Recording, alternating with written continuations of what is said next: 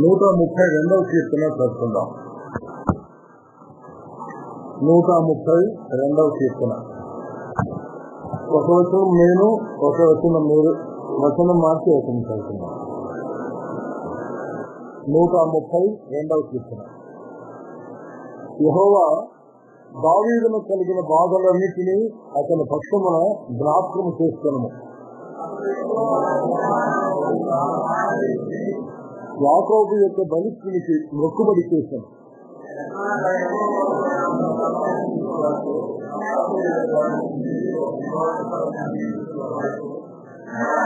నా వాసస్థానమైన గుడారములో నేను ప్రవేశింపను, నేను పరుండు మంచం మీద చెక్కను, నా కన్నులకు నిద్ర రానివను, నా కనురెప్పలకు కొనికిపాటు రానివను అని.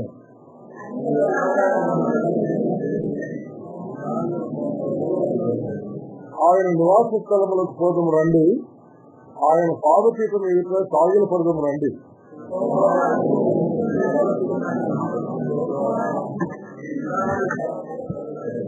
మీ యాజకులు నీటిని వస్త్రము వలె ధరించుకుందురుగాక, మీ భక్తులు ఉత్సాహగానము చేయుదురుగాక.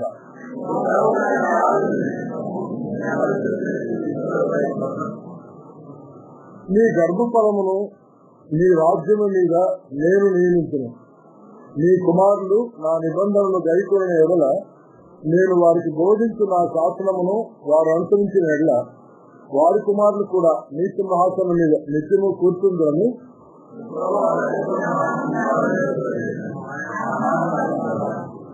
యెహోవా సీయోనును ఏర్పరచుకొని ఉన్నాడు, తనకు నివాస స్థలముగా దాన్ని కోరుకొని ఉన్నాడు.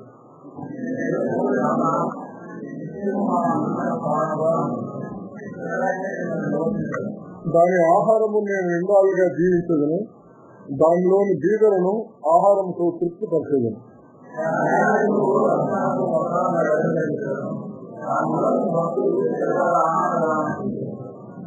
అక్కడ దావీదునకు కొమ్ము మొలవ చేసేదను. నా అభిషక్తుల కొరకు నేను ఒక దీపము సిద్ధపరిచి ఉన్నాను.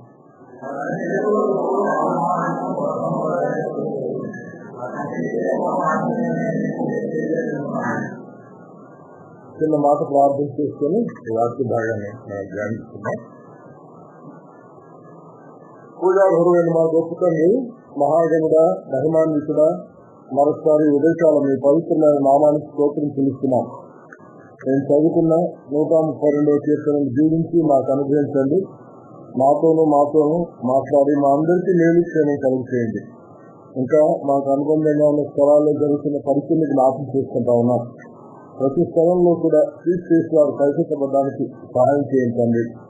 మీ దాసులు వేణుగోపాలరెడ్డి గారు సేవలమిత్తమై కొన్ని ప్రాంతానికి వెళ్ళి ఉండగా అక్కడ కూడా మీ దాసుని బలపరిచి సేవలో మీరు వాడుతుందని వేడుకుంటున్నాం. ఘనత, మహిమ, ప్రభావం మీకు ఆరోపిస్తూ ఈ జనమంతా సమృద్ధి అనే సమిధిని మా కింద వేడుకుంటూ క్రీస్తు వారి అమూల్యమైన నామమున ప్రార్థిస్తున్నాం తండ్రి. మనం చదువుతున్నటువంటి 132వ కీర్తనలో 18 వచనాలు ఉంటాయని మనం చూస్తా ఉన్నాం.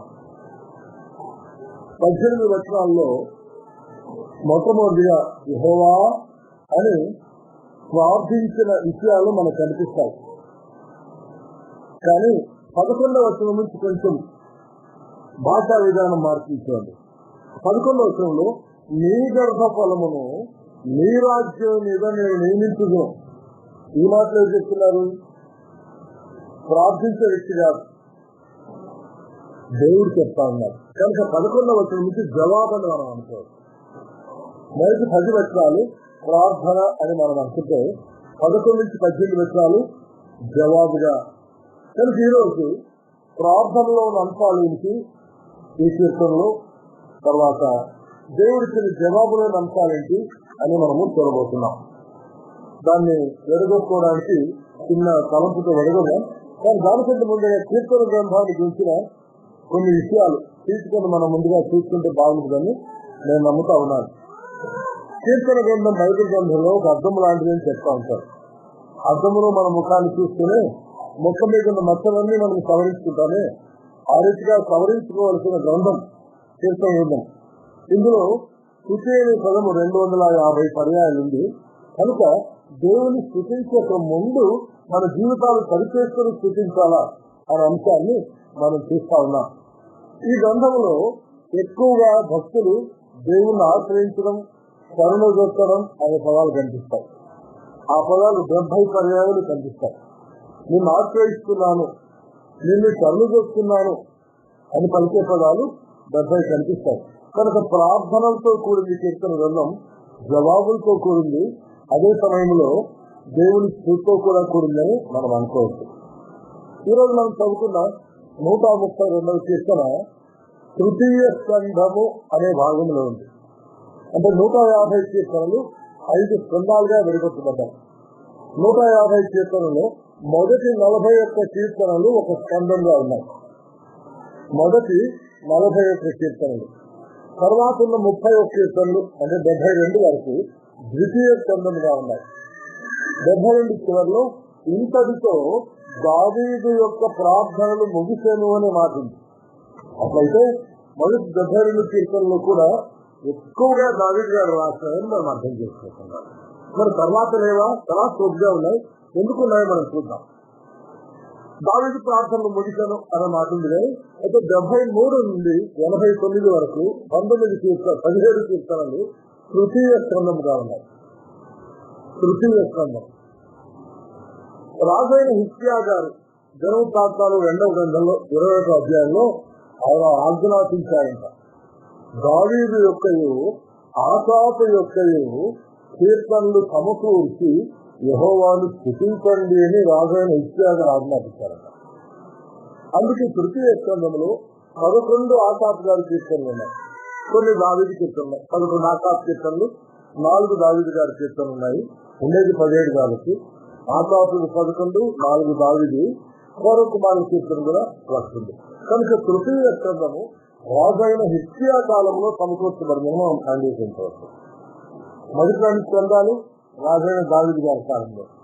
చతుర్థ స్కంధము, పంచమ స్కంధాన్ని గురించి ఆలోచన చేస్తే చతుర్థ స్కంధంలో ఎక్కువగా దావీదు గారి కీర్తన లేదు. కానీ పంచమ స్కంధం, ఈ రోజు మనం చదువుకున్న పంచమ స్కంధంలో ఉంది. అందులో 15 దావీదు గారి కీర్తనలు ఉన్నాయి. ఈ కీర్తనలు ఇప్పుడు సమకూర్చబడ్డాయంటే ఎజ్రా గ్రంథములో ఎజ్రా యెరూషలేముకు రాకముందు జెరుబ్బాబెలు కాలంలో మందిరం కట్టబడింది. 6వ అధ్యాయంలో మందిరం ప్రతిష్ఠించబడింది. ఆ సందర్భంగా మనం కదా స్పెషల్ పెట్టుకుంటే కీర్తనలు చేసుకున్నట్టుగా చతుర్థ గ్రంథము సమకూర్చబడింది అని వేదాంతులు చెప్తున్నారు. కనుక 90వ కీర్తన నుండి 106వ కీర్తన వరకు ఉండే 17 కీర్తనలు యెరూషలేములో పడిపోయిన మందిరము ఎజ్రా గ్రంథంలో కట్టబడిన సమయంలో సమకూర్చారు. ఆ తర్వాత వారు పాడారని మనం చూస్తా ఉన్నాం. మరి 107 నుంచి 150 కీర్తనలు, 46 కీర్తనలు నెహెమ్యా కాలంలో యెరూషలేము పట్ల ప్రాకారం కట్టబడింది. అప్పుడు కూడా నెహెమ్యా గ్రంథం 7 అధ్యాయంలో నీటి గుమ్మము దగ్గర చేరి అందరూ కూడా దేవుని స్తుతించి కీర్తించి లేఖనాలు ధ్యానిస్తున్నారు అని మనం చెప్తాం. ఆ సందర్భంగా పంచమ స్కంధము సమకూర్చబడింది. కనుక ఇప్పుడు మనం చదువుకున్న పంచమ స్కంధము ఎప్పుడు సమకూర్చబడింది అంటే నెహెమ్యా గారి కాలంలో సమకూర్చబడింది. అప్పుడు యెరూషలేము దేవాలయం ఉందా? ఉంది. యెరూషలేము దేవాలయం సొలొమోను గారు కట్టారు. హిజ్కియా రాజు గారి కాలంలో కూడా యెరూషలేము దేవాలయం ఉంది. ఎజ్రా కాలంలో పడిపోయిన మందిరము కట్టబడింది. మళ్ళా ఎజ్రా గ్రంథములో నెహెమ్యా కాలంలో ఆ మందిరము ఉండింది, పట్టణ ప్రాకారము కట్టబడింది. కనుక ఈ కీర్తన 120 నుంచి 134 వరకు ఉన్న 15 కీర్తనలలో ఈ 15 కీర్తనల్లో యాత్రా కీర్తనలు అనే పేరు కింద ఉన్నాయి. యాత్రా కీర్తనలు ఎందుకు యాత్రలు? నేను ఇచ్చిన కాగితంలో ద్వితీయోపదేశకాండ గ్రంథం 16వ అధ్యాయము 16వ వచనం రాశాను. 7కి 3 మారులు నీలో ఉన్న మగవారందరూ దేవాలయానికి రావాలి, దేవుని స్తుతించాలి. ఎప్పుడప్పుడు పొలియన్ల పండుగలోను, వారముల పండుగలోను, ఆ తర్వాత పదశాల పండుగలోను 7కి 3 మారులు దేవుని మందిరానికి రావాలి అనే నిర్ణయాన్ని మనం చూస్తున్నాం. అది మాత్రమే కాదు, ఆ 17వ వచనంలో మనం చూస్తే 7కి 3 మార్లు దేవాలయానికి రావడం మాత్రమే కాకుండా నీ దేవుడైన యెహోవా నీకు అనుగ్రహించిన సమృద్ధిలో నుండి ప్రతివాడు తన శక్తి కొలది దేవుని మందిరాన్ని తీసుకొని రావాలి. వసి చేతులతో రాకూడదు. ఇంకా రీసెర్చ్ చేసుకోవాలని వివరాలు అంటే గంపలో వండికి సమకూర్చుకొని రావాలి, గంపలు నిచ్చెన పెట్టుకొని తీసుకుని రావాలి అని అంటారు. తీర్చడానికి రావాలంటే ఆ రోజుల్లో మనలాంటి ప్రాణ సాధనం లేదు. ధనికులైతే రథాలు గుర్రాలు, కానీ అందరూ బీదలు కాబట్టి కాళ్ళనడికే నడిచి రావాలి. లూకాసు వార్త 2వ అధ్యాయంలో మనం చూస్తే యేసు ప్రభు వారు కూడా తల్లి అయిన మరియతో యెరూషలేము దేవాలయానికి వచ్చారు. శాస్త్రుల మీద కూర్చొని మాట్లాడుతూ ఉన్నాడు. వీళ్ళలో గుంపులు గుంపులుగా వెళ్తేవారు, గుంపులు గుంపులుగా వస్తారు. ఎందుకంటే కొన్ని రోజుల ప్రయాణం, మార్గ మధ్యంలో అరణ్యంలో ఎక్కడెక్కడ పడుకోవాలా, ఎక్కడెక్కడ లేవాలా, భోజనాలు వండుకుంటా ఉండాలా, తింటా ఉండాలా, వస్తా ఉండాలి. యేసు ప్రభు వారిని వాళ్ళు చూసుకోవాలి, గుంపులో ఉన్నారనుకున్నారు. 3 దినాల ప్రయాణం అయిన తర్వాత ఉందన్నమాట. అంటే 3 రోజులు కూడా ఇంకా వాళ్ళ ఊరికి వెళ్ళా. అంటే వాళ్ళు ప్రయాణం చేయడానికి తెలిసి ఒక 1 వారం రోజుల్లో పడుతుందన్నమాట.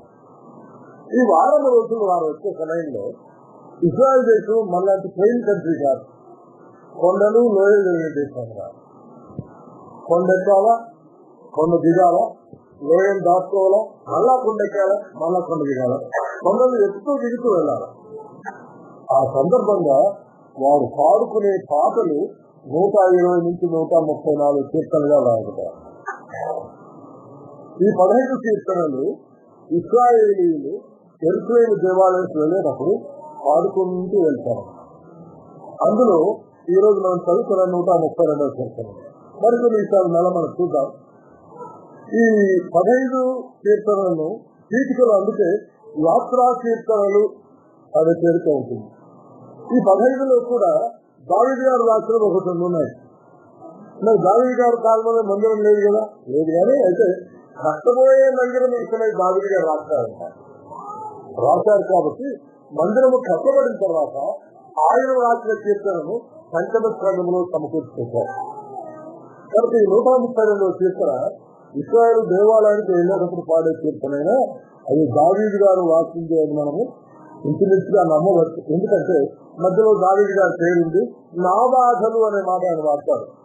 మనం చదువుకున్న మొట్టమొదటి వచనంలో యెహోవా దావీదులో కలిగిన బాధలన్నింటినీ అతని పక్షముగా జ్ఞాపకం చేస్తున్నాం.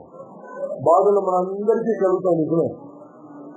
మరి దావీదు గారికి బాధలు కలిగాయంట. ఏం బాధ కలిగింది? మనం నాకు బాధ కలిగింది ఇస్లామని వెంటనే బాధ చెప్పేస్తాం ప్రార్థనలో, అంతే కదా. మరి దావీదు గారు కూడా నాకు బాధ కలిగింది అని వెంటనే ఆయన బాధ ఏంటి చెప్పారు. 2వ వచనం 3వ వచనంలో బాధ ఏంటి చెప్పండి. 2, 3 వచ్చారు కదండి. అతను యెహోవాతో మృతుబడి చేశాను. ఎట్లాగా యెహోవాకు నేను ఒక స్థలము తీసుకువాడు, రాబోయే ఒక బలిష్ఠునికి ఒక నివాస స్థలము నేను తీసుకువాడు. ఆయన కలిగిన మనసులో బాధ దేని గురించి అంట? ఒక నివాస స్థలము, దేవునికి ఒక నివాస స్థలము చూడాలేదో బాధంట. మనకెప్పుడు ఇలాంటి బాధ ఆలోచించండి. మొదటి బాధలు ఉన్నాయి. ఆరోగ్య విషయమైన బాధ, ఆర్థిక సంబంధమైన బాధలు, వివాహమైన వారికి పిల్లల గురించిన బాధలు, పిల్లలుంటే పిల్లలు లేకపోతే పిల్లలు కావాలి అనే బాధలు, పిల్లలు ఇంట్లో అవుతా వాళ్ళ ఆరోగ్యాలు, వాళ్ళు పెరిగితే చేసే వాళ్ళ వివాహాలు, వాళ్ళ చదువులు, భర్త యొక్క ఆరోగ్యం, భర్త యొక్క ఆత్మీయత, భార్య యొక్క ఆరోగ్యం, భార్య ఆత్మీయత, తల్లిదండ్రుల గురించి బాధలు, ఉద్యోగం చేస్తున్నాము, ఉద్యోగ సంబంధమైన బాధలు, ఈ బాధలు ఉన్నాయి. మనం ప్రార్థించవలసి వచ్చిన వాటి గురించే ప్రార్థిస్తా ఉన్నాం. కానీ దావీదు గారి బాధలు అని అంటే ప్రార్థన ఏమన్నారు? యాకోబు యొక్క బలిష్ఠునికి నేను ఒక నివాస స్థలం చూడాలి. సమూయేలు గ్రంథంలో, మొదటి గ్రంథంలో కూడా, 2వ గ్రంథంలో కూడా, దేవతాంతాల్లో కూడా మందిరాన్ని గురించిన ప్రస్తావనలు ఉన్నాయి. సమూయేలు 2వ గ్రంథం 7వ అధ్యాయంలో నేనైతే దేవదారు నగరుతో కట్టబడిన మ్రానుతో కట్టబడిన నగరులో నివాసం చేస్తున్నాను, మా దేవుడి ఇచ్చిగా నివాస స్థలము లేదే రక్షించారు. ఈ దేవుడు అంటే విచిత్రమైన వాడు ఉంది. తన భక్తునికి ఇల్లు కట్టించాడు కానీ తనకొడుకు ఇల్లు కట్టించుకోలేదు దేవుడు. తనకు నివాస స్థలాన్ని ఏర్పాటు చేసుకోలేదు దేవుడు, కానీ భక్తులకు మాత్రం ఇల్లు కట్టించాడు. ఆయన ప్రేమంతో గొప్ప చేస్తారు. తల్లి చేతిలో ఒక బిస్కెట్ ఉంటే బిడ్డకి తినిపించి తల్లి సంతోషపడుతుంది, కానీ బిడ్డకు తినిపించకుండా తల్లి మనమైతే సగం తిని సగం అలా పెడతాం కదా. తల్లి ప్రేమ కంటే తండ్రి ప్రేమ కంటే కూడా మించిన ప్రేమ కలిగిన వాడాలి. తన బిడ్డలకన్నీ సౌకర్యాలు ఇస్తారు, కానీ తానేమో ఇంకా గుడారములో నివాసం చేస్తాం. అది దావీదు గారి మనసులో పడింది. అదే సమయంలో 2 అధ్యాయంలో అన్నారు, నేనేమో రాజనగర్లో నివసిస్తున్నాను, పరమదేశంలో నివసిస్తున్నాను, నా దేవుని ముందర గుడారంలో ఉంది అనే చింత, అనే బాధ, అనే వేదన ఆయనలో. అంటే ఒక మాటలో చెప్తే దేవుని సంఘమును గురించిన బాధ ఆయన. కొత్త నిబంధనలో కూడా కొరింథీయులకు రాసిన 2వ పత్రిక 11వ అధ్యాయం 28వ వచనంలో పౌలు గారు కూడా అదే మాట్లాడతారు. ఇవన్నీ కాక ఆయన కూడా బాధలు ఉన్నాయి. ఇవన్నీ కాక సంఘములన్నిటినీ గురించిన చింత మాట్లాడదు. ఈ భారము దినదినము నాకు కలుగుతుంది, దినదినము నాకు కలుగుతుంది. మంచిది. దావీదు గారి సంఘాలు గురించిన బాధ ఎందుకు కలిగింది, ఎప్పటి నుంచి కలిగింది, ఆయన మనసులోని తలంపులు ఏంటి అని మనం ఆలోచన చేస్తాం. ఆయన రాజుగారు అనుకుంటే ఏమేమి చేసి దేవుడికి మందిరం కడతానన్నారు. దేవుడు ఏమన్నాడు, నువ్వు కాదు నీ కొడుకు కడతాను అన్నాడు. ఎవరైనా మందిరం పెడతానంటే ఉంటారా? ప్రవక్త నాటారేమన్నాడు, కట్టేసేవయ్యా అన్నాడు. కానీ దేవుడు నాటంతో చెప్పారు, కట్టమంటున్నావా, నేను ఆయనతో కట్టించుకో, కుమారుడితో కట్టిస్తాను అంటే మనమే ఇక్కడ ఉంటాం. నా కొడుకు ఎట్లా కడతాడో నేను చూస్తానంటాం కదా. ఆ స్థలం నేను అన్నేసేసి వేరేదో కట్టించి తెప్పిస్తాం. కానీ స్థలమేమో ఈయనే సిద్ధపరిచాడు. దేవుడు నువ్వు కాదు నీ కుమారుడు కడతావంటే మనం సమయంలో మొదటి గ్రంథంలో దినోత్తాంతాల మొదటి గ్రంథము 22వ అధ్యాయంలో ఒక మాట ఇస్తాం, నా కుమారుడు ఇంకా అనేక ప్రాయము గల బాలుడై ఉన్నాడు, కట్టబో మందిరం గొప్ప దేవునికి అది గొప్పదిగా ఉండాలా అని ఆలోచన చేస్తా ఉన్నారు. ఆలోచన చేసే సమయంలో కూడా తొందర కలిగింది. ఆలోచన చేస్తున్న సమయంలో దినవృత్తాంతాలు 2వ గ్రంథం కాదు మొదటి గ్రంథం 22వ అధ్యాయం 14వ దినవృత్తాంతాలు మొదటి గ్రంథం 22వ అధ్యాయం 14. ఇదిలో నేను నా కష్ట స్థితిలోనే ప్రయాసపడి యెహోవా మందిరము కొరకు సమకూర్చుకున్నాను. మందిరానికి దేవుడు కట్టేద్దామా, సరే మందిరానికి సమకూరుద్దామంటే ఆయన స్థితి ఏమైపోయిందంట, కష్ట స్థితి, కష్టాలు వస్తున్నాయి. కష్టాలు ఎన్ని ఇరుకులు వస్తుంది, కష్టాలు భావన మధ్య మందిరం కట్టలేదు, దేవుడు కట్టొద్దన్నాడు. అయితే కష్టముల మధ్య దేవుని మందిరం కొరకే సమకూర్చాడంట. ఏం సమకూర్చాడు? 14వ వచనం, 2 లక్షల మణుగుల బంగారం. ఏంటి బంగారం? బంగారు మనవాళ్ళు కూడా సమకూరుస్తూ ఉంటారు. పాపకు పెళ్లి చేయాలన్నా బంగారు పెట్టమన్నారు. ఎంత పెడతావమ్మా? మడుగు పెడతారా? లక్షల మడుగులు పెడతారా? పేర్లోనే పెడతారా? కేజీలోనే పెడతారా? బంగారం ఏదైనా దేనికి వెళ్ళిపోతాము, కులాల్లోనికి వెళ్ళిపోతాం. కులాలు పెట్టాలంటున్నా, 2 కులాలు పెట్టాలంట, ఇదే కష్టంగా ఉంది.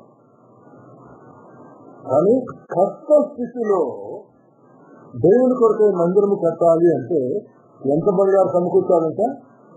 2 1 మణుగు కాదు, 10 మణుగులు కాదు, 100 మణుగులు కాదు, 1000 మణుగులు కాదు, 1,00,000 మణుగులు కూడా కాదు, 2 లక్షల మణుగుల బంగారు సమకూర్చాలి.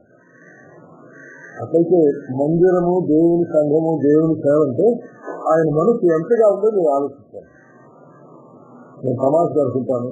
పర్లోకారికి వెళ్ళిన తర్వాత దావీదు గారిని తెలిసి, అయ్యగారు మీరు కష్ట స్థితిలో 2 లక్షల మంది సంపాదించినారు, మీ స్థితి బాగుండేంటే ఎంత సమకూర్చుందో అని అడుగుదామనుకుంటున్నాను. మీ పరిస్థితులన్నీ బాగుంటే అవి కూడా బాగున్నాయా, కష్టాలు ఉన్నాయా? ఉన్నాయి. అయితే బాగుండూ ఉన్నామా? ఒకప్పుడు మన పితరులకు, మన గ్రాండ్ పేరెంట్స్ కు లేని ఎన్నో సౌకర్యాలు మనకున్నాయి. ఎన్నెన్నో ఉన్నాయి. రాత్రి మేము 10-11 అనంతపురంలో వచ్చాము, 5 గంటలకు అనంతపురం దిగేసాం. అసలు కళ్ళు మూసుకున్నా మీరు తెచ్చామంటే నెక్స్ట్ సిటీలో ఆగింది. ఇంక మళ్ళీ కళ్ళు మూసుకుంటే దాటిపోతుందని మేల్కొన్నాం. సుమారుగా ఒక 70-80 సంవత్సరాల ముందు ఒంగోలు నుంచి మిషనరీలు ఒంగోలు నుంచి హైదరాబాద్ కావాలంటే గుర్రం మీద 16 రోజులు ప్రయాణించాలి. ఒంగోలు నుంచి హైదరాబాద్ రావాలంటే గుర్రం ఎక్కి 16 రోజులు ప్రయాణం అంటే 15 రాత్రుల మధ్యలో చేయాలన్నమాట. మనకు 70 ఏళ్ల ముందే. కానీ దావీదు గారు ఎప్పుడు 3000 సంవత్సరాల క్రితంలో వ్యక్తారన్నమాట. అటువంటి వ్యక్తికి దేవుడి మందిరం మీద ఎంత ప్రేమ ఉంది. సమకూర్చిని సరే. తర్వాత వెండి సంగతి చెప్తారు చూడండి. 10 కోట్ల మనుగుల వెండి. ఈసారి వెండి లక్షలు కాదు, కోట్లలో వెళ్ళిపోయారు. ఇంకా ఇక్కడి అంటే పూసడానికే సత్యము కాలేదంట. కనుక దావీదు గారికి దేవుని మందిరం మీద ఎంత మనసు. ఇందులోనే చివరి అధ్యాయంలో 29వ అధ్యాయంలో ఒక మాట అంటారు. దినవృత్తాంతాలు 1 గ్రంథం 29వ అధ్యాయం 1-2 వచనాల్లో 2వ వచనం చదువుతాను. 1వ వచనం వస్తలేదు.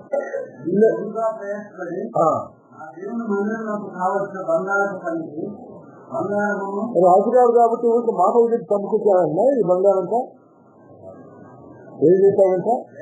ప్రయాసపడి ఎత్తు ప్రయాస కాదు, అవుగా ప్రయాస. కనుక దేవుని మందిరం మీద ఆయన ఒకవేళ 3వ వచనం కూడా 3వ వచనం మరియు దేవుని మందిరం మీద ఏమి దానికి మక్కువ ఉంది. అందుకే బహుగా ప్రయాసపడతారు. కొత్త స్థితిలో కూడా లక్షల మణుగుల బంగారము, కోట్ల మణుగుల వెండిని, సూచక శక్తులు కానంతటి ఇత్తడిని, ఇనుమును సమకూర్చి పెట్టి సరిపారు అని ఆపేయుడు అనుకుంటారు. మందిరం కట్టబడుతుంది అని అన్నారు. కట్టబడిన తర్వాత యాత్రలు చేయాలి. ద్వితీయోపదేశకాండం 16 మోషే ద్వారా దేవుడు ఇచ్చారు. యాత్రలు చేయాలి కాబట్టి యాత్రలు చేసేటప్పుడు వాడు పాడవలసిన కీర్తనలు, మన కీర్తనలు కూడా కట్టారు. ఆ కీర్తనలు కూడా కట్టి గ్రంథస్థము చేసి వారు జీవిస్తారన్నది. నువ్వు వద్దంటే నువ్వు మందిరం కట్టుకుంటే మందిరం కట్టబడాలా, నా కొడుకు కట్టాలా, కట్టబడి నేను వస్తువుని సమకూర్చున్నా. సరే, ప్రజలు మందిరానికి వస్తా ఉన్నారు. ఏ పాటలు పాడుకుంటూ రావాలి అని ఆ పాటలు కూడా రాసి సమకూర్చి గ్రంథస్థము చేసి తమ చేతులతో కూడా విధించారు. అట్లయితే దేవుని పని ఇస్తున్నాయి. ఆయనకున్న భారము, వేదన, ఆయనకున్న తలంపులు ఎంత గొప్పవో మనం ఆలోచిస్తే మనం భయం. అలాంటి మనకున్నాయా అని మనకు అనిపిస్తుంది. అలాంటి మనం కలిగి ఉండాలని నేర్చుకుంటాము. మంచిది. మనము యాత్రా కీర్తనలు మీద మరికొచ్చే నేను కొన్ని విషయాలు చెప్తామనుకుంటాను. 15 యాత్రా కీర్తనలు ఉన్నాయి. ఈ 15ని 5 భాగాలుగా విడగొట్టవచ్చు. అంటే వాళ్ళు పాడుకునే పాటలు దేవుని గురించి పాడతారు అని 5 భాగాల్లో విడగొడితే ప్రతి భాగానికి ఎన్ని కీర్తనలు వస్తాయి? 3 వస్తాయి. మొదటి 3 వ్యక్తిగతమైన అనుభవానికి సంబంధించినవి.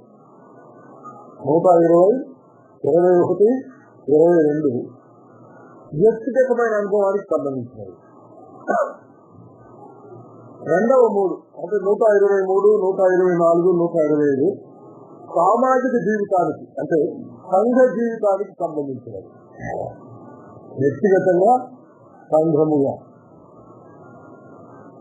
మూడవ 3 అంటే 126, 127, 128 కుటుంబ జీవితానికి సంబంధించినవి. వ్యక్తిగతమైనవి, సంఘ సంబంధమైనవి, కుటుంబ సంబంధమైనవి. నాలుగవ 3 అంటే 129, 130, 131 జీవితకాల అనుభవాలకు సంబంధించినవి. జీవిత కాలమును గురించినవి. వ్యక్తిగతమైనవి, సామాజికమైనవి, కుటుంబ సంబంధమైనవి, జీవిత కాలానికి సంబంధించినవి. చివరి 3 అంటే ఈరోజు మనం చదువుకున్న కీర్తన మందిర స్థుతికి సంబంధించింది. మందిర స్థుతికి సంబంధించిన కీర్తన. అందుకే 7వ వచనంలో ఏమన్నారు చూడండి. 7వ వచనంలో ఆయన నివాస స్థలమునకు పోదము రండి, ఆయన పాదపీఠము ఎదుట సాగిల పెడదము రండి. 9వ వచనం కూడా నీ యాజకులు నీతిని వస్త్రములు ధరించుకుందురుగాక, నీ భక్తులు ఉత్సాహగానము చేయుదురుగాక. కనుక ఈ 132, 133, 134 మందిర స్థుతికి చెందినవి. అంటే ఈ 10 కీర్తనలు పాడుకోవడానికి ఇంటి మందిర సంబంధించారు అనుకోవాలన్నా. ఎరుసలేము దేవాలయం విచిత్రమైన దేవాలయం. 2 లక్షల మనుగులు బంగారు సంపాదించారు కదా. సొలొమోను గారు కూడా ఇంకా సంపాదించారు. ఆ మందిరం అంతటి బంగారు చేత కట్టేశారు. వాళ్ళతో కాదు, వాళ్ళు కూడా బంగారుతో కట్టేశారు. బంగారుతో కట్టి ఆ బంగారుకి మెరుగు తెప్పించారు, పాలిష్ చేయించారు. ఇప్పుడంటే మిషన్స్ పాలిష్ చేయాలి, అప్పుడు చేతిలో చేయాలి. ఆ పాలిష్ 50 కిలోమీటర్ల దూరం కనిపిస్తున్నారు. సూర్యోదయం కంటే వెలుగుకొని కట్టన్నా సూర్యుడు మందిరం మీద పడతాడు. వీళ్ళు వచ్చేది కూడా వెలుగుకొని నుంచే వస్తారన్నారు. 50 కిలోమీటర్ల దూరం ఉండగానే సూర్యుని వెలుతురు ఆ మందిరం మీద పడి రెట్లెట్లే వెలుకొస్తున్నారు. 50 కిలోమీటర్ల దూరము కనిపించేంతటి ప్రకాశాన్ని మందిరాన్ని కలిగించారు సొలొమోను గారు. మరి ఒకవేళ ఇప్పుడున్న మిషనరీ ఉంటే సొలొమోను గారు విషయం చేసుకునేవాడు. 50 కాదు 500 కిలోమీటర్లు కనిపించేశారు. అలా దేవుని మందిరం అంటే వాళ్ళకున్న మక్కువ ఎంత గొప్పదొస్తారు.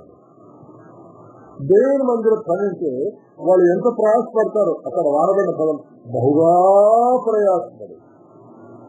పైగా దేవుడు అదే సమయంలో ఏం పెట్టాడు? కష్టస్థితి పెట్టాడు. దేవుడు పరీక్షిస్తా ఉన్నాడు. నేను కష్టాలు పెడతాను, దావీదుకు కష్టస్థితిలో పెడతాను, నా మందిరం కొరికే సమకూరుస్తానన్నాడు కదా. మందిరం కట్టోదని కూడా అన్నాను, ఏం సమకూరుస్తాడో చూద్దాము అని దేవుడు చూస్తా ఉన్నాడు. లక్షల మనుగుల బంగారు, కోట్ల మనుగుల వెండి, రూప సత్యము కానంత ఇత్తడి, ఇనుము అన్ని సమకూర్చుకుంటాడు. ఎందుకు సమకూర్చబడిగా ఉన్న కీర్తన రాశాడు. దేవుడు రాశాడు. 7వ వచనం చదువుకున్నాను, బాగుంది. ఆయన నివాస స్థలములకు పోదాం రండి, ఆయన పాదపీఠం మీద సాగిలపడదాము రండి. మనం ఇందాక చదువుకున్నటువంటి 3వ వచనంలో ఏం చదువుకున్నాము? 3వ వచనంలో యాకోబు యొక్క బలిష్ఠుడికి మొక్కుబడి చేస్తారు. ఏం మొక్కుబడి? ఎట్లనగా 7వ స్థలము చూసే వరకు. పూర్ణాది కాలంలో స్థలం చూశారు. 24వ అధ్యాయంలో మనకు చూడండి. తర్వాత ఏమన్నాడు? యాకోబు యొక్క బలిష్ఠుడికి ఒక నివాస స్థలము నేను చూసే వరకు. నివాస స్థలం కూడా ఏర్పడాలి చూసే వరకు. తర్వాత ఏమంటాడు? నా వాస స్థానమైన గుడారములో నేను ప్రవేశించాను. ఆయన చేసిన మొక్కలు ఏమొచ్చాను? మా ఇంట్లో నేను పోను, ఇంట్లోకి పోరు. తర్వాత ఏమంటే నేను పనులు మంచం ఎక్కాను, ఇంట్లోంచి మంచం బయట తీసుకొచ్చి మంచం మీద పడుకుంటాను కానీ నేను ఆ మంచం కూడా ఎక్కాను. తర్వాత ఏమంటారు? మంచం లేకపోతే మళ్ళీ ఎక్కడో నిద్రపోతానంటారా? తర్వాత ఏమవుతుంది? నిద్ర రానివ్వను, నిద్ర కూడా పోను. తర్వాత మాట మరీ కష్టమైంది. నా కనురెప్పలకు కులికిపాటు రానివ్వను. దేవుని పని మీద, సంఘం యొక్క పని మీద, దేవుని బిడ్డల మధ్య నీరు నేను చేయాల్సిన పని మీద, ఇందులో కనీసం 1/100 భాగమైన మాకు భారం ఆలోచించింది. నా నివాస స్థలంలోని పోను, నా మంచం ఎక్కాను, నా కన్నులకు నిద్ర రానివ్వను, కనురెప్పలు ఎన్నికని ఇవ్వను. దావీదు గారికి దేవుని మందిరం అంటే, దేవుడు అంటే, దేవుడు భయభక్తులు అంటే, ఆయన్ని స్థుతించవలసిన విధానం అంటే ఎంత లోతైన తలంపులు కలిగిన వాడు మనం అర్థం చేస్తాం. ఈ 150 కీర్తనలు స్పష్టంగా ఆయన రాసిన కీర్తనలు అని హెడ్డింగ్ లో ఉండేవి 76 కీర్తనలు. మిగిలిన 40-50 కీర్తనలు కూడా హెడ్డింగ్ లేకపోయినా ఆయనే వాడతాడని సమస్య.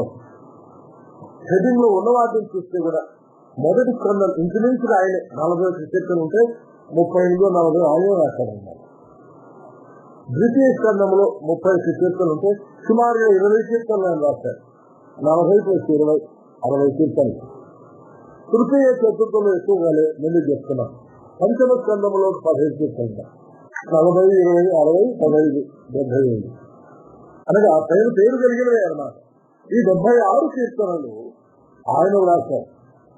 ఇది కాకుండా మరికొన్ని పేరు లేకపోయిన రాసిన వాటిలో దేవుని మందిరాన్ని గురించి ఆయన ఇచ్చిన ప్రాముఖ్యత గొప్పగా మనం చూస్తాం. ఇష్టారా మందిరం నేను చూడండి, దేవుడు నన్ను సిద్ధమని కాబట్టి అయితే వస్తువు సమకూర్చాను. అయితే నా ఆత్మలో నేను చూడగలుగుతా ఉన్నా మందిరం ఎట్లా ఉంటుందో.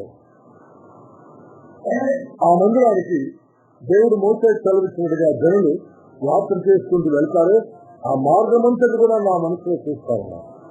వాళ్ళు ఏం పాటలు పాడాలి, ఏం జ్ఞాపకం చేసుకోవాలి, దేవుని ఎట్లా స్థుతించాలి, ఆంధ్రప్రదేశ్ రండి అనుకుంటా పోవాలి.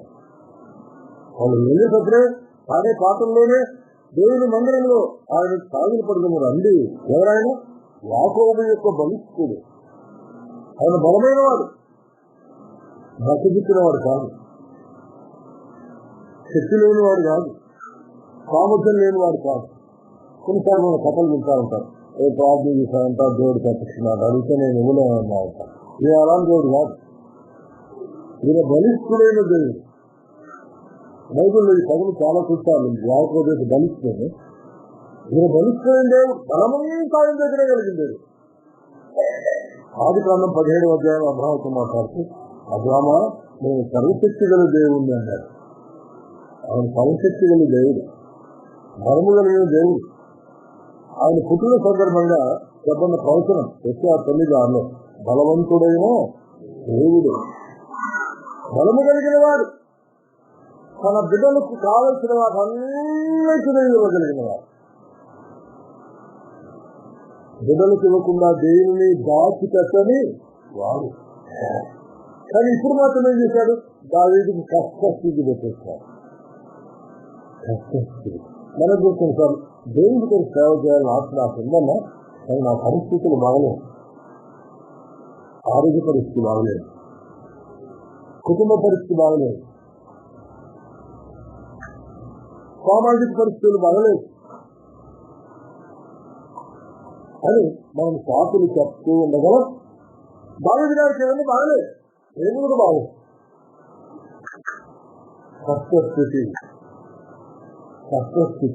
కష్టస్థితిలోనే కావాలంటే రాజు యొక్క ప్రజలు ఇవ్వచ్చు కదా. అతనిగా నా కష్టస్థితిలో బహుగా ప్రయాసపడి ఒకరు రాజు ఖజానా చూస్తే ప్రజలు అనుకుంటారు రాజ్యంలో తెచ్చింది మందిరం అనుకుంటారు కదా.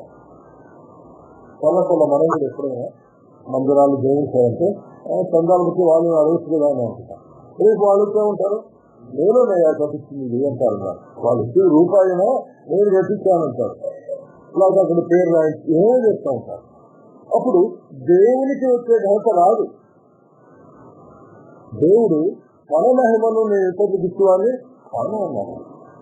ఆయన దేవుడే చేయగలడు. అయితే పరీక్షగా మీకు కష్టాలు పంపిస్తారు. కష్ట స్థితిలో దేవుని నామకంత కొరికే మందిరాన్ని ఎట్లా కడతావు, ఎట్లా సేవ చేస్తావు అని కష్ట స్థితిని పెడతావు. ప్రయాసపడతావో లేదో నేను చెప్పాను కదా, కొంతకాలం క్రితం హైదరాబాద్ లో ఎవరిని సేవకు రావాలంటే ఆంధ్ర నుంచి 10-15 రోజులు ప్రయాణం చేసుకుంటారు. రాత్రుల మధ్యలో ఎక్కడో పడుకోవాలి, మధ్యలో కొంతకాలం అనుకోవాల్సి ఉంటుంది, కొంతకాలం ఉండదు. వాటన్నిటినీ అనుభవిస్తూ ముందుకు రావాలి. అక్కడ చేసేవాళ్ళు పని. ఈ దేవునికి మనకు అవన్నీ లేదు, ఏమి లేదు. ప్రయాణ సాధనాలు ఉన్నాయి, అన్ని రకాలైన సదుపాయాలు దేవుడు మనకి ఇస్తారు. మనకి లోటైంది ఏమి లేదు, కానీ చేయాలని ఆశ మాత్రమే మనలోకి రావాలి. దేవుడు మనకిచ్చిన వాటిని అనుభవించాలని దేవుని సేవలో తగ్గిపోయినా పర్వాలేదని మనం అనుకుంటాము. కానీ దావీదు గారు మనకు ఏమిటనుకున్నాము, నా నివాస స్థలంలోనికి నేను ప్రవేశించాను. నేను పండుకునే మంచం ఎక్కను, నా కన్నులకు నిద్ర తెలుసాక మనం అంటాం నిద్రాహారాలు మాని పనిచేస్తారు కదా. ఇప్పుడు చాంబాబు దొరకవేసినంటే ఆ రోజు రాత్రి అంతా రైతు చేసుకుంటారు. మహా అంటే ఒక రోజు 2 రోజులు చేస్తామంటే కదా. కానీ అయిపోయిన తర్వాత చేయగలమా? చేయను. నా దేవుని నివాసిస్తామని నేను చూసేంత వరకు మన జీవితకాలంలో కట్టబడలేదు, చూడలేదు కదా. మన దేవుడి కోసమో మన జీవితకాలం అంతట్లో కూడా మందిరము కొరకై పరితపించి లోకాన్ని విశ్వసిస్తున్నా. ఆయనకు భక్తి, ఆయన విధానాలు అంత విచిత్రమే. అందుకే ఈ కీర్తనలో కూడా ప్రారంభం ఏమన్నాడు, యెహోవా దావీదులో కలిగిన బాధలన్నింటినీ జ్ఞాపకం చేస్తున్నాడు. కనుక మొట్టమొదటిగా నేర్చుకోవాలి, సేవ చేయాలి అని ఆత్మలో ఉండొచ్చు. కానీ సేవ చేయాలంటే బాధలతోనే ప్రారంభం. అన్ని బాగున్నప్పుడు చేస్తాం, అసలు చేయాలంటారు. అన్ని బాగున్నప్పుడు కఠినంగా నిద్ర వస్తుంది, శరీరం బరువెక్కుతుంది, ఆశలన్నీ లోకి మీదకి వెళ్ళిపోతాయి. బాధలలోనే, కష్ట స్థితిలోనే ప్రభు కొరకై మీరు నేను పని చేయాలనే ఆశ దావీదు గారు అంటే ఆశ మన జీవితం మనకు కలిగి ఉండాలా అనే సంగతిని మనం ముందుగా చూస్తాం. మంచిది. ఇందులో 3 కీర్తనలు ఒక భాగంగా ఉన్నాయనుకున్నాం కదా. అయితే అందులో అంశం కూడా ఒకసారి చెప్పుకోవాలి. ఇందులో ప్రతి భాగంలో కూడా మొదటి కీర్తనలో శ్రమలతో ప్రారంభించినాం. ఇప్పుడు ఉదాహరణకు 120 కీర్తన చూడండి ఎట్లా ప్రారంభించాం. 120 కీర్తన మొదటి వచనం చూడండి, నా శ్రమలో నేను యెహోవాకు మొరపెట్టాను. శ్రమలతోనే ప్రారంభం మొదటి కీర్తన. ఇప్పుడు 132, 133, 134 ఒక భాగం అనుకున్నాం కదా. అంటే 132 కూడా ఏమైంది అనేది శ్రమల కీర్తన ఉండాలి. దావీదు గారు అన్నారు కదా, దావీదు గారి యొక్క బాధలన్నింటినీ జ్ఞాపకం చేస్తున్నాం. బాధలు వచ్చినప్పుడు మనం ఆయనకు మొరపెడతాం. అదే అక్కడ మాట. మొరపెడితే ఆయన ఏం చేస్తాడు? సహాయం చేస్తాడు కదా. కనుక 2వ కీర్తన సహాయం గురించి ఉంటుందన్నమాట. ప్రతి 3లో మొదటి కీర్తన శ్రమలు బాధల గురించి, 2వ కీర్తన సహాయం గురించి, 3వ కీర్తనలో దేవుడిచ్చిన క్షేమము వివరించబడుతుంది. తద్వారా దేవుని వాళ్ళు స్థుతిస్తారన్నమాట. శ్రమలు, సహాయము, క్షేమమును బట్టి స్థుతి అనేది అంశం. అట్లా అన్నిట్లో ఉంటుంది. ప్రాముఖ్యంగా మొదటి కీర్తనలో శ్రమలు బాధలు ఉంటాయి, దాని బట్టి చేసే ప్రార్థన ఉంటుంది. 2వ కీర్తనలో దేవుడు పంపించే సహాయం. మనం ప్రార్థన చేస్తే దేవుడు జవాబిస్తాడు కూడా. ఇస్తాడు. ఆయన జవాబిచ్చే దేవుడు, సహాయాన్ని పంపించే దేవుడు, మన క్షేమమిచ్చే దేవుడు. ఈ కీర్తన చివరిలో క్షేమం అనే పదం కూడా మనము చూస్తాం. చూడండి, చివరి దాకా వెళ్ళక్కర్లేదు కదా.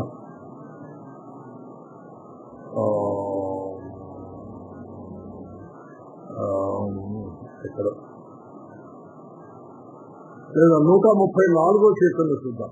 134 కీర్తన అంటే క్షేమం ఇచ్చి ఆయన మనం స్థుతించాలని చెప్తున్న కీర్తన కదా. భూమి ఆకాశము విస్తరించిన యెహోవా సీయోనులో ఉండి నిన్ను ఆశీర్వదించింది కాదు. ఆయన ఆశీర్వాదం మన మీద ఉంటుంది, ఆయన ఇచ్చే క్షేమం మన మీద ఉంటుంది. మంచిది. ఇప్పుడు 132వ కీర్తన వివరాలనుకున్నా. 132వ కీర్తనలో 18 వచనాల్లో మొదటి 10 వచనాలు ప్రార్థన అని మనం అనుకున్నాం. ఈ 10 వచనాలను కూడా 4 భాగాలుగా వరగొచ్చి మనం ధ్యానిస్తే మరి బాగుంటుంది. మొదటి 2 వచనాలు ఒక భాగంగాను, 3, 4, 5 వచనాలు మరొక భాగంగాను, 6, 7, 8 వచనాలు మరొక భాగంగాను, 9, 10 వచనాలు ఒక భాగంగా. అంటే ప్రార్థననే 4 భాగాలుగా మనం విడగొట్టి ధ్యానించబోతున్నాం. మొదటి 10 వచనాల్లో ఉండే ప్రార్థనను 4 భాగాలుగా మనం విడగొట్టి ధ్యానించబోతున్నాం. మొదటి 2 వచనాల్లో ఆయన చెప్పిన మాట, దావీదుకు కలిగిన బాధలన్నిటినీ అతని పక్షమున జ్ఞాపకం చేసుకున్నాడు. దేని గురించి బాగా మనం అనుకున్నాం. అతడు యెహోవాతో ప్రమాణపూర్వకంగా మాట ఇచ్చి యాకోబు యొక్క బలిష్ఠునికి మొక్కుబడి చేశాడు. బాధలోనే మొక్కుబడి చేశాడు. అంటే విచిత్రం వస్తుంది. మనం ఎప్పుడు మొక్కుబడి చేస్తాము? అంతా వచ్చిన తర్వాత అనుకుంటాం. కాదు, బాధల్లోనే దేవుడికి మొక్కుబడి చేశారు. బాధల్లోనే మొక్కుబడి చేశారు. 3, 4, 5 వచనాల్లో మనం ఇందా చెప్తున్నమాట. ఎట్లనగా యెహోవాకు నేను ఒక స్థలము చూసే వరకు, యాకోబు యొక్క బలిష్ఠుడికి ఒక నివాస స్థలము నేను చూసే వరకు యెహోవాకు ఒక స్థలము చూడాలి. స్థలము దేవుడు చెప్పాడు. వర్ణాను కాలంలోనికి వెళ్ళన్నాడు. అక్కడికి వెళ్ళాను. వెళుతుంటే యోగు చేయని వర్ణాను స్థలం గెలుచుకుంటాను. ఏమైనా ఉన్నాను, నేను దేవుడితో ఈ మందిరం వెళ్దాం అనుకుంటున్నాను, ఈ స్థలాన్ని డబ్బిస్తానంటే, రాజా దేవుని మందిరాన్ని డబ్బు ఇవ్వాలా? అక్కర్లేదు, స్థలం మీదే, ఎద్దులున్నాయి, నగలున్నాయి, ఇక్కడ బండి ఏర్పడుగా మీరు తెలిసేయండి అన్నారమ్మా. ఇక్కడ మాట్లాడు, నేను డబ్బు ఇవ్వకుండా దేవుని కొరకు ఏమీ తీసుకోను. నేను డబ్బు ఇవ్వకుండా కొనడానికి స్థలం సిద్ధపడతాను. ఇంకా ఉన్నాను, ఏం చేయలేదు. సరే రాజా అట్లయితే డబ్బు తీసుకొని వర్ణాన్ని స్థలం ఇచ్చేశాడు. ఆ వర్ణాన్ని స్థలాన్ని దేవుని కొరకాడు దావీదు ఒక స్థలముగా ఏర్పరిచేశారంటే స్థలం ఏర్పడతారు. కనుక స్థలము ఏర్పరిచే సమయం నుండి కూడా ఆయన కన్నులకు నిద్ర రాకుండా, కనురెప్పలు వాడిపోకుండా, మనసు నచ్చకుండా, ఇంట్లో కూడా వెళ్ళాలనే తలంపు లేకుండా దేవుని మందిరం, దేవుని మందిరం, దేవుని మందిరం, మందిరానికి స్థలం అనే ఆలోచన కలిగిందా. మనం కూడా కొన్నిసార్లు మన సొంత ఇల్లు కట్టుకుంటాం కదా. కట్టుకున్నప్పుడు మనం అనుకుంటాం రాత్రి వాళ్ళు అక్కడే ఉంటాం, క్యూరింగ్ ఖరీదు చేస్తున్నారు లేదు, లేక మనమే క్యూర్ చేసుకుంటాం. వస్తువులు కొనుక్కోవాలి, మనమే కొనుక్కుంటాం, మన భుజాల మీద మోసుకొస్తాం. భోజనం లేకపోతే రాత్రి పగలు అట్లాగే ఉంటాం.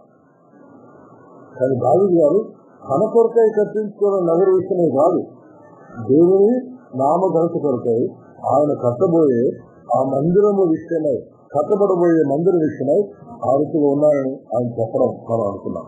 నా గుడారంలో నేను ప్రవేశించాను, నేను కళ్ళు మంచి నచ్చను, నా కళ్ళకు నిద్ర రానివను, నా కళ్ళు రెక్కలకు తినిపాటు రానివనని 4 రకాలైన తీర్మానాలు చేస్తున్నారు. మంచిది. తర్వాత 6, 10 వచనాల్లో ఆయన చెప్పిన మాట చూపించండి. 6, 7, 8 వచనాల్లో మనం గమనించినట్లయితే అది ఎఫ్రాతాలో ఉన్నదని నేను వింటున్నాను. దేవుని మందిరము అంటే ఆ రోజుల్లో మందసం, ఇంకా మందిరం కట్టలేదు కాబట్టి దావీదు గారు ఏం విన్నారంట? ఎఫ్రాతాలో ఉంది అని విన్నారంట. ఎఫ్రాత అంటే బెత్లెహేము పేరు అన్నమాట. బెత్లెహేము ఎఫ్రాత నువ్వు యూదా ప్రధానంలో ఎంత మాత్రమో అయిపోయిందాను కాదు. ఎఫ్రాత అనే పేరు బెత్లెహేము పేరు. మరి బెత్లెహేములో మందసం ఎప్పుడు ఉండింది? ఎప్పుడు లేదు కదా. ఎందుకు దావీదు గారు మాట్లాడతా మందసంలో ఎవరుండిపోతారు? దేవుడు ఉంటారు. సరే, బెత్లెహేములో ఎప్పుడైనా దేవుడు ఉన్నారా? యేసుక్రీస్తు వారు జన్మించిన అది దేవుని యొక్క జన్మస్థలం. అంటే దేవుడి గురించి ఎక్కడికి ఆలోచిస్తున్నాడు చూడండి. భూలోకములో ఆయన జన్మించబోయే స్థలం. దావీదు ఇంకా అసలు తెలియకపోవచ్చు.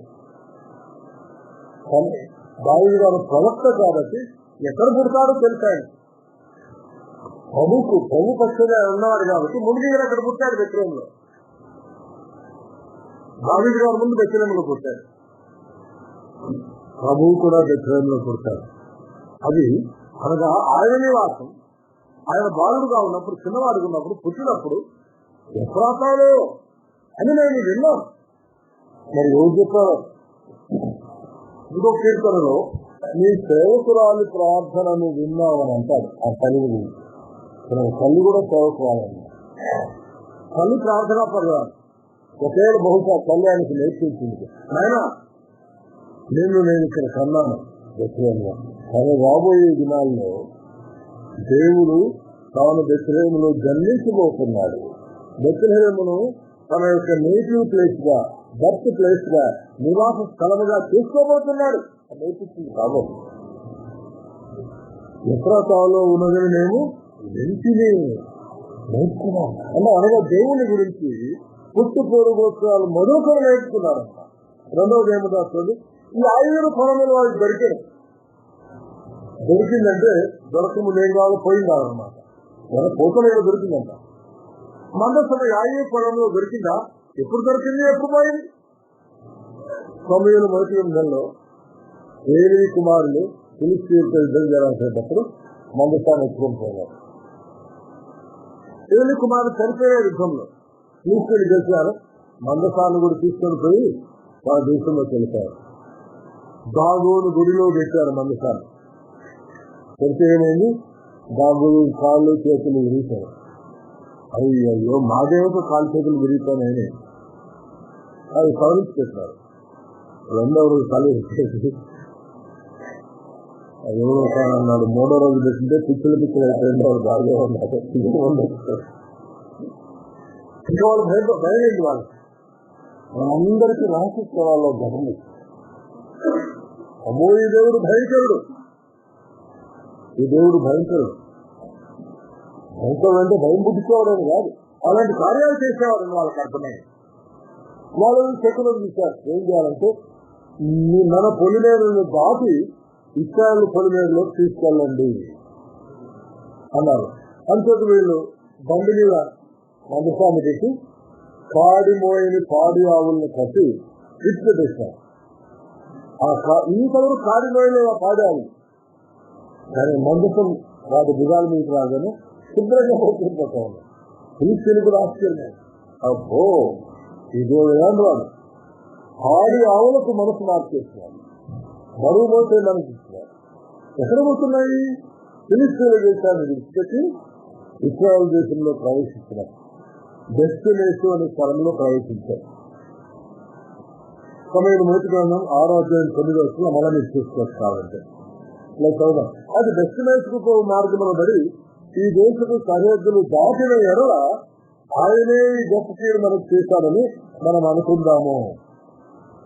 ఆరోగ్యం పైన వచ్చాం. సమయం మొదటి గ్రంథం ఆరోగ్యం పైన ఆ ఆవులు రాజమార్గంలో పడి తగ్గ పోతూ అరుచుకు డెస్టినేషన్ మార్గంలో నడిచాను.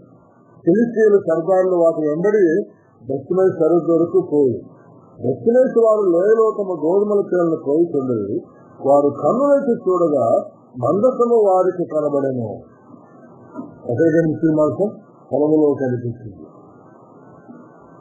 ఆ బండి డెస్టినేషన్ వారైన యెహోషువ యొక్క పొలంలోనికి వచ్చి అక్కడ ఒక పెద్ద రాతి దగ్గర నిలిచిపోయింది. పొలము అరణ్యం అన్నమాట.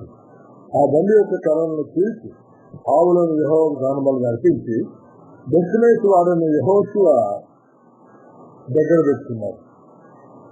కానీ దగ్గర పెట్టుకున్నారు కానీ ఆ మంచాన్ని ఎత్తి చూస్తున్నారు. వాళ్ళు చూస్తాను కొన్ని వేల మంది చనిపోయారు. వీళ్ళకి భయం అయిపోయింది. అబ్బో మందసం మా ఊర్లో వద్దంట. కిర్యతయారీము వాళ్ళ మీరు తీసుకొని పోండి అన్నారు. 7వ అధ్యాయం అవుతుంది. కిర్యతయారీము వాళ్ళు తీసుకొని పోయారు. అభినాదాబ్ అనే కొండ మీద అభినవ్ ఆయన పేరు అన్నారు. కొండ కింద ఉంటాడు ఆయన. అరణ్యంలో కొండ క్రింద ఉండే అభినాదాబు ఆ మందసాన్ని తీసుకుని కరెంట్లో పెట్టుకున్నారు. 20 ఏళ్ళ మందసం అక్కడ ఉందంట. ఈ 20 ఏళ్ళలో ఏమైంది? సౌలు గారు రాసుకున్నాడు మందసాన్ని ఎప్పుడు కట్టుకోలేదు. సౌలు గారు చనిపోయారు. తర్వాత 7 ఏళ్ల కాలము సౌలు గారి కుమారుడు పరిపాలిస్తూ దావీదు గారు 2 గోత్రాలకు మాత్రమే రాసుగా ఉన్నారు. ఆ తర్వాత 7 ఏళ్ళ తర్వాత మిగిలిన 10 గోత్రాలు కూడా దావీదు వేసిస్తారు. వచ్చిన తర్వాత 12వ గ్రంథంలో దావీదు గారు అప్పుడు మందసం ఎక్కడుంది అని ఆలోచించారు. ఎక్కడుంది? కొండ కింద ఉంది, అభినవ్ ఇంట్లో ఉంది, కిర్యతయారీములో ఉంది, బైబుల్లో ఉంది. 20 సంవత్సరాల మందసం అక్కడ ఉంది. సౌలు గారికి పట్టలేదు, ప్రజలకు పట్టలేదు. దావీదు కూడా పట్టలేదు అనుగుణం. దావీదు పరాయిగా ఉన్నారు. చదువుకోండి పాప ఆయన తనను కాపాడుకోవడమే కష్టంగా ఉంది. తాను పట్టించుకోవడానికి వీల్లేదు కష్టం. ఎప్పుడైతే రాజ్యం స్థిరపడిందో వెంటనే వెళ్ళాడు. కిర్యతయారీముకి వెళ్ళారు. వెళ్ళి బండిని ఎక్కువ వస్తా ఉంటే ఎద్దుల కాలు గారు బాగుంటుందిగా యుద్ధ 10 మందసాన్ని ముట్టుకున్నారు. యుద్ధ సంఖ్య మందసం అయితే పరిశుద్ధత ఏంటో ఉద్దాస్తుంది. దావీదు గారికి భయమైంది. ఇలాంటి గొప్ప దేవుడు తన మొత్తానికి ఆ తర్వాత ఎరుసలేము తీసుకొచ్చి ఎరుసలేము ఇస్తున్నారు. కనుక దావీదు గారి మనసంతా మందిరం మందిరం మందిరం మందిరం మందిరం మందిరం మందిరం మందిరం. కృష్ణపాల మనసు ఇంకేమీ లేదు. ఆయన భార్యలు ఉన్నారు, పిల్లలు ఉన్నారు, 19 మంది కుమారులు ఉన్నారు, కుమార్తెలు కూడా ఉన్నారు. అయితే ఒక కుమార్తె పేరు మాత్రం బైబిల్లో ఉంది. అంతమంది కుమారులు, కుమార్తెలు, రాజ్యభారము, భార్యలు, ఎన్ని విషయాలు కలిగిన ఆయన మనసంతా దేని మీద ఉంది. ఆయన బాధలన్నీ దేని కొరకు అంటా ఉన్నాడు. ఆయన శ్రమలన్నీ దేవుని మందిరం కొరకు, దేవుని మందిరం కొరకు. ఆయన చెప్పిన మాట మనం చూద్దాం. ఇప్పుడు 6, 7 విషయాల్లో మనం చూస్తున్నాం కదా. అది ఎఫ్రాతాలో ఉన్న నేను ఇంటిని యాయీరు పొలముల్లో దొరికాను. యాయీరు అంటే ఒక ఊరే అర్థం అన్నమాట. డెస్టినేషన్ లో పొలాలు దొరికొచ్చి మందస్థానం వాళ్ళు విషయం వెళ్ళిపోతే డెస్టినేషన్ వాళ్ళు తీసుకున్నారు, దొరికిస్తున్నారు. ఆ భావన ఇప్పుడు ఆ మందస్థానం ఏమైంది? ఎట్లైనా తీసుకురాబడుతుంది. ఒకరోజు మా కుమారుని మందిరాన్ని కడతారు. వచ్చిన తర్వాత ఏం చేయాలి? ఆయన నివాస స్థలములకు పోదము రండి, ఆయన పాదపీఠముల ఎదుట సాగుల పడదము రండి. మందిరాల్లో మనము స్థలం లేని కారణాలు మోకరిస్తా ఉన్నామంటే, కానీ వీలైతే సాగిల పడి ఆయన ఆరాధించలేదు ఇంకా బాగుంటుంది. పాట పాడుకుంటాం మనం, రాగిల పడి నృత్యము అని పాట పాడుకుంటాం. కనుక మన శరీరాలు కూడా సాగిల పడి నృత్యాలు ఇంకా బాగుంది, చాలా బాగా మనం. నీ కుర్జీలు గుర్తువాసాలు మోకరిగా వీళ్ళకుండా ప్లేస్ ఉండదు కాబట్టి. కానీ ఈ దేవుడు మనము సాగిల పడి పూజించవలసిన అంతటి గొప్ప దేవుడు అని మనం అర్థం చేసుకోవాలి. ఆయన మూర్ఖులైన దేవుడు. సాగిల పడి ఆయన్ని పూజించము రండి, రండి. ఎన్నో యెహోవా ఏమో నీ బలసూచకమైన మందసంతో కూడా రమ్ము, నీ విశ్రాంతి స్థలంలో ప్రవేశించిన ఎరుసలేము దేవాలయం ఆయన విశ్రాంతి స్థలం. అందుకే షాలేం అంటే అర్థం ఏంటి? సమాధానం, విశ్రాంతి అర్థం అన్నమాట. దేవుడు తనకు నివాసంగా చేసుకున్న ఆ యెరూషలేముకు విశ్రాంతి స్థలం అని పేరు పెట్టారు, నెమ్మది అని పేరు పెట్టారు, సమాధానం అని పేరు పెట్టారు. కనుక సమాధానకరమైన స్థలానికి వెళుదము రండి, సాగిల పడదము రండి అని ఆయన తన జీవిత కాలంలోనే కీర్తన కూడా రాసి దానికి రాగము కట్టి గ్రంథములో చేసినట్టుగా మనం చూస్తున్నాం.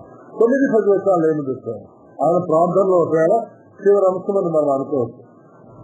మన ప్రార్థనలో కూడా ఏమేమి అంశాలు ఉండాలో ఇందులో నేర్చుకుంటాం. నీ యాజకులు అదంతా ఉన్నారు. తర్వాత ఏమన్నాడు?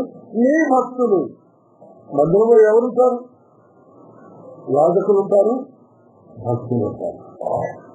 మరి ఈరోజు మీరు నేను కూడా చేయవలసిన ప్రార్థన మందిరంలో ఉన్న భక్తుల కొరకు, మందిరంలో ఉన్న యాజకుల కొరకు. భక్తులు అంటే సహోదరులు, యాజకులు అంటే సేవకులు. ఈరోజు సంఘాల క్షేమాభివృద్ధి సహోదరులైన విశ్వాసుల మీద ఆధారపడి ఉంది, సేవ చేయు యాజకుల మీద ఆధారపడదు. ఈరోజు యాజకులు అని ప్రత్యేక మనలు లేదు, కానీ మన మధ్య సేవ చేసే పెద్దలో ఉన్న కాపర్లు ఉన్నారు. మన మధ్య సేవ చేస్తున్న సువార్థికులు అనబడిన సేవకులు ఉన్నారు. ఎస్టీ పత్రిక 4వ అధ్యాయం 13వ వచనంలో సంఘము క్షేమాభివృద్ధి చెందడానికి మొదట కొందరు అపోస్తలులను, కొందరు ప్రవక్తలను, అపోస్తలు మౌత్ ఇచ్చారు వాళ్ళైతే ఎందుకు, ఆ తర్వాత సువార్థికులను, కొందరు సువార్థికులను, కొందరు కాపర్లను, ఉపదేశకులను ఆయన నియమించను. ఆయన నియామకులు మంది కాదు. కొందరు సువార్థికులను ఆయన నియమించారు, కొందరు కాపరులను నియమించారు, ఉపదేశకులు నియమించారు. వాళ్ళందరూ కూడా యాజకులుగా ఈరోజున్నారు. ఆ రెండులో యాజకులు వేరు, అహరోను కుటుంబం మాత్రమే యాజకులుగా ఉంటారు. ఈ రోజు దేవుని చేత ప్రత్యేకించబడిన వారు ఈ పని చేసుకోవాలి ఉన్నారు. మిగిలిన వాళ్ళందరూ భక్తులుగా ఉన్నారు. ఏం చేయాల్సి? నీ యాజకులు ఆయన ప్రాంతంలో నీటిని వస్త్రము వలె ధరించుకుందరు కాక. ఈ యాజకుల బట్టలు ఏముండాలంట? నీటి అనే బట్టలు ధరించుకోవాలి. నేను భావనే సేవ చేయవారు తమ జీవితం ఏం కలిగి ఉండాలి? నీటిని కలిగి. ఇప్పుడు మనకు వాట్సాప్లు చాలా ఉన్నాయి, కళాకారులు పంపిస్తుంటారు బొమ్మలు. ఒక సన్యాసి ఎవరు ఒక అమ్మాయితో సారాయి కావచ్చు బుద్ధి పంపిస్తారు, 4 మంది పంపిస్తారు. మొత్తమేమో కాసే వస్త్రాలు ఉన్నాయి, అంటే చేతులు వేరే గ్లాసులు ఉన్నాయి. అమ్మాయితో కలిసి జీవిస్తారు. భయంకరమైనది. మనం వారిని విమర్శించాలి కాదు, ఒక పాఠము నేర్చుకోరాలి. ఈరోజు క్రైస్తవ్యములో కూడా సేవకులు అనే వారిలో ఏం లోపిస్తా ఉన్నట్టు నీతి లోపిస్తా ఉంది. మతం బాగున్నాయి, కలబట్లే వస్తుంటారు, ఎక్కడో సంస్కృతుంది, చేతిలో బయట ఉంటుంది. ప్రతి జీవితంలో నీతి లోపించి ఉండగలవు. అలాంటి పరిస్థితులు సంఘాల మధ్య ఉండకుండే దాని కొరికే ప్రార్థన చేయాలి. మామిడి గారు మనకు జన్మించే ఒక మందిరం కట్టబడలేదు, రాజకీయాలు నియమించబడలేదు, కానీ మందిరం కట్టబడుతుంది. భక్తులు మందిరానికి ప్రయాణమే వెళ్తా ఉంటారు కాయలు పడ్డానికి. ఈ ప్రార్థన చేయాలి. నీ యాజకులు నీతిని వస్త్రము వలె ధరించుకుందరుగాక అనే ప్రార్థన. రెండవది, నీ భక్తులు ఉత్సాహగానము చేయదుగాక. 20 పాటలు వాళ్ళు ఉంటే పాటలు పాడుతున్న వాళ్ళు ఎవరు ఒక్కరే లేచి పడుతుంటారు, మిగిలిన వాళ్ళని చూస్తూ ఉంటారన్నమాట. భక్తులు చూస్తా ఉండమని చెప్పలేదు. ఏం చేయాలంట? వృత్తిగా కూడా మారాల్సిందట, ఉత్సాహగానము చేయాలి. నాకు పాటలు సరిగా రావన్నా నిజమే, నీకు రావు, రాకపోయినా పాడుతూ ఉండి వస్తాయి. ఏదో ఒక రోజు వస్తాయి కాదు, పాడుతున్నా ఉంటే వస్తాయి. తండ్రికి 2 కొడుకులు ఉన్నాయంట. ఒకటి తీసుకొచ్చేట్టుగా వాడు మంచిగా ఉంటుంది, అది మంచిగా ఉంటాడు అన్నది ఇప్పుడు మాట్లాడుతూ ఉంటా. నువ్వు తీసుకొచ్చి మాట్లాడద్దు రాస్తాడు కానీ అసలు మనసంతా ఎవరు నీకు ఉంటుంది, వాడి మీద ఉంటుంది. వీళ్ళు వాడెక్కడ మార్పిస్తాడు, వీళ్ళు వాడు చెప్తే వినపడడం లేదు, నా గొంతు బాగాలేదు మాట్లాడలేదు అని చెప్తుంటారా? ఏమంటారు? చిన్న బామ్మ మధ్యనాడు ఇప్పుడు నోరు తెరుస్తారే తల్లికి ఎంత సంతోషం. వాళ్ళ మాటలు అర్థం లేనికుంటే సంతోషం. కాబట్టి మన గానము కూడా ఉత్సాహంతో ఉండాలి. అంటే మనం గట్టిగా పాడి ఇతరులను డిస్టర్బ్ చేయాలి కాదు. దేవుని స్థుతించే విషయంలో, గానము చేసే విషయంలో ఉత్సాహగానము చేయదురుగాక నీ భక్తులు. మందిరానికి రావాలి, ఆగిలపడి ఆయన పూజించాలి, ఉత్సాహగానము చేయాలి. సేవ చేసేవారు నీతి అనే వస్త్రములు ధరిస్తారు. వాళ్ళకు మందిరాలు దూరం కాబట్టి సంవత్సరాలకు 3 సార్లు రమ్మన్నారు. మందిరాలు అవుతున్నాయి కదా, ఏటికి 3 మారులు. కొలియన్ రెట్లు పండుగ సమయంలోనూ, వారముల పండుగలోనూ, తర్వాత పనికాళ్ళ పండుగలోనూ మీరందరూ ప్రారంభ దినాలు మగవారిని రమ్మన్నారు. ఎందుకంటే ఆడవాళ్ళకి చిన్నపిల్లలు ఉంటారు, లేకపోతే కొన్నిసార్లు వాళ్ళకు పీరియడ్స్ డిస్టెన్స్ ఉంటుంది. కానీ ఆ తర్వాత స్త్రీలు కూడా వచ్చారు కాబట్టి యేసు ప్రభు తల్లి అయిన మరియా యేసుని తీసుకుని లూకా 2వ అధ్యాయంలో వచ్చింది. పిల్లలు స్త్రీలు వచ్చేవారు. సామాన్యంగా 12 ఏళ్ళ పిల్లలు తీసుకొని రాకుండా వస్తారు. ఎందుకంటే 12 ఏళ్ళ వాళ్ళు పాపం దూరం ఎక్కడ నడుస్తారు, నడవలేదు. ఆ 12 ఏళ్ళ వయసులో పిల్లలకు ధర్మశాస్త్రం అంతా కంటపాఠం నేర్పిస్తారంట. కంటపాఠం చెప్పాలా, చెప్పాలా. అందుకే యేసు ప్రభు వారు 12 వయసులో మందిరానికి వచ్చినప్పుడు శాస్త్రుల మధ్య కూర్చొని ఈయన ప్రత్యుత్తరం చెప్తాను వాళ్ళు ఆశ్చర్యపోతారు. అలాంటి ఆత్మీయ స్థితిని మీరు నేను డెవలప్ చేసుకోవాలి. అలాంటి ఆత్మీయమైన దృక్పథాన్ని మీరు నేను కలిగి ఉండాలని నేర్చుకుంటాను. మరి మందిరానికి రావడమే కష్టమైతే ఇలాంటి పనులు చేయగలిగిన ఆలోచన. ఈరోజు మన పరిస్థితి లేదు. మనకి ఎన్నో సౌకర్యాలు ఉన్నాయి, ప్రయాణ సౌకర్యాలు ఉన్నాయి. ఈరోజు మనకేంటి, ఒక ఆదివారం ఆయన ఋతువిడికి రావాలి, అపోస్తల బోధిస్తే రావాలి, సహవాసానికి రావాలి, ప్రార్థనకు రావాలి. ఎట్లా రావాలి? ఏదో తెగక ఉండి అపోస్తల కాలం 2 కనుక దేవుడు మనకిచ్చే నియమాలు ఇది మనం గుర్తిస్తున్నాం. భక్తుల మీద చేరినట్ట ఉత్సాహగానము చేద్దాం. ప్రభు నేను మందిరానికి వెళ్తున్నాను, ఉత్సాహగానము చేయడానికి నాకు సహాయం చేయండి. నా స్వరం బాగలేదు, స్వరం ఇవ్వండి, ఇస్తారా? ఉన్న స్వరంతో పాడుతున్నాం. మీ యాజకులు నీతి అనే వస్త్రం ధరించుకునేవారు, మీరు ఆమె కొరికే ప్రయాసపడడానికి సహాయం చేయండి. అని ప్రార్థించారు. ఈ 10 వచనాలు ప్రార్థనే అని మనం అనుకున్నాం. ఇలాంటి ప్రార్థన చేసే వారంగా మనం ఈవినింగ్ సెషన్ లో మిగిలిన వచనాలు ఆలోచిస్తున్నాం. దేవుడి తలపులు మనందరి నిమిత్తమై ఆశీర్వదించిన దాకా.